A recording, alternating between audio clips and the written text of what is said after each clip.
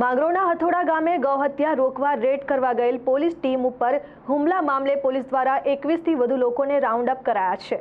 સુરત જિલ્લાના માંગરોળ તાલુકાના હથોડા ગામે ગૌહત્યા રોકવા રેડ કરવા ગયેલી પોલીસ ટીમ પર હુમલો થયો હોવાની ઘટના સામે આવી છે। ગઈકાલે રાતના સમયે બાતમીદાર થકી પોલીસને બાતમી મળી કે હથોડા ગામે ગૌહત્યા કરવામાં આવી રહી છે, જેના આધારે પોલીસની ટીમે બાતમીદારને સાથે રાખીને બાતમીવાળી જગ્યા પર પહોંચી તપાસ કરી રહી હતી। જે દરમિયાન બાઇક પર 6 જેટલા ઈસમો આવ્યા અને પોલીસ સાથે માથાકૂટ કરી હતી અને ત્યારબાદ ગામમાં જાણ કરતા ગામમાંથી આશરે 50 લોકોનું ટોળું ધસી આવ્યું અને પોલીસ પર અને બાતમીદાર પર હુમલો કરી દીધો। હુમલામાં બાતમીદાર ગંભીર રીતે ઘાયલ થયો, તેમજ એક પોલીસ કર્મીને પણ ઈજા થઈ હતી।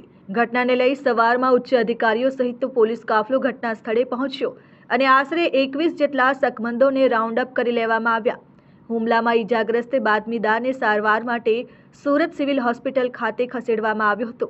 પોલીસ તમામ રાઉન્ડ અપ કરાયેલા શકમંદોની હાલ પૂછપરછ કરી રહી છે અને હજુ ગુનામાં કેટલાક લોકોની સંડોવણી છે તેની તપાસ કરી રહી છે। ગઈકાલે રાત્રે 1:30 થી 2 વાગ્યાના ગાળામાં કોસંબા પોલીસ સ્ટેશનનું જે હથોડા ગામ છે તે હથોડા ગામ ખાતે ખેતરની અંદર ગૌ હત્યાને લગતી ઘટના બની રહી છે એ પ્રકારની માહિતી અમારા પોલીસ ઇન્સ્પેક્ટરને મળેલી। આ દરમિયાન જે બાતમીદાર છે એના કહેવા મુજબ જે ખેતરની અંદર અવાવરૂ જગ્યા છે એ પોતે બતાવી શકે એમ છે, એટલે સરકારી ગાડી જે છે અમારી એની સાથે 4 પોલીસમેન અને અન્ય સ્ટાફની સાથે એ લોકો ત્યાં ગયેલા અને રાતમાં જ્યારે બેટરી ટોર્ચથી જગ્યા સર્ચ કરતા હતા એ દરમિયાન અચાનક 2 બાઇક ચાલકો આવી ગયેલા, એમાં 6 જેટલા ઈસમો હતા અને ત્યારબાદ પોલીસ સાથે બોલચાલ થયેલી અને ત્યારબાદ એમને ફોન કરી અન્ય લોકોને બોલાવેલા। આશરે 50 લોકોનું ટોળું ત્યાં ધસી આવેલું અને પોલીસ સાથે અને અમારા જે બાતમીદાર હતા એની સાથે એ લોકોએ એસોલ્ટ કરેલો અને એસોલ્ટની અંદર એમને લાકડી, પાઇપ અને અન્ય ઘાતક હથિયારોનો ઉપયોગ કરેલો। જે બાતમીદાર હતા એમને માથામાં અને પગમાં અને અન્ય જગ્યાએ ઇન્જરી થયેલી છે, એ પણ હાલ સારવાર હેઠળ છે અને જે પોલીસમેન છે અમારા એમને પણ હાથ ઉપર ઇન્જરી થયેલી છે, એ પણ સારવાર હેઠળ છે।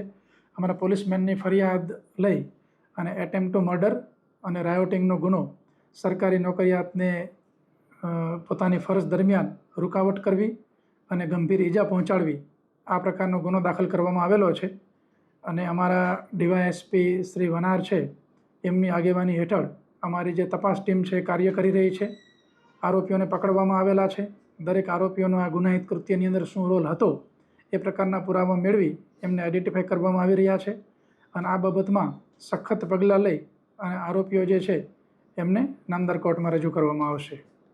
જ્યારે ચેક કરવા ગયા ત્યારે 4 પોલીસમેન અને 2 જીઆરડી ટોટલ 6નો સ્ટાફ હતો અને જે એક બાતમીદાર માણસ છે એ 7 લોકો જગ્યા ચેક કરવા માટે ગયેલા।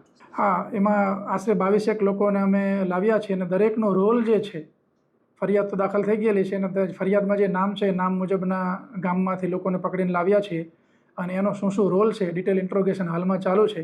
અમારા ઇન્વેસ્ટિગેટિંગ ઓફિસર અમારા ડીવાયએસપીના સુપરવિઝન હેઠળ વિગતવાર તપાસ થઈ રહી છે અને જે આરોપીનો જે રોલ હશે એ છે અને એમના જે હથિયારો હશે એ કબજે કરવાની કાર્યવાહી વિગતવાર કરવામાં આવશે।